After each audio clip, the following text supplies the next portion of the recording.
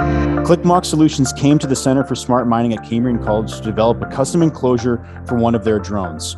Working with our mechanical engineer and our students, we provided a solution to help them grow their business.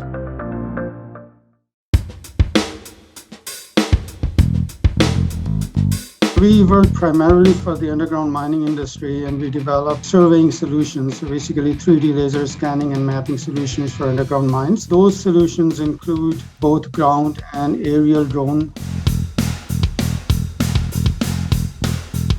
This particular project kind of a step change for the industry, because what we are dealing here is a system that can work in the new 5G networks that are being implemented in many mines around the world. Once we go to the commercialization phase of this prototype, we are very hopeful, and we are sure, after talking to our clients, that there will be a market for this product, and we will be able to accelerate our growth and also acquire new clientele around the world.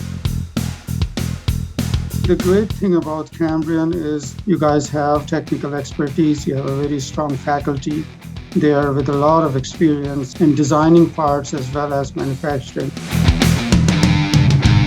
When you work with the Center for Smart Mining, our team can take your idea to new heights.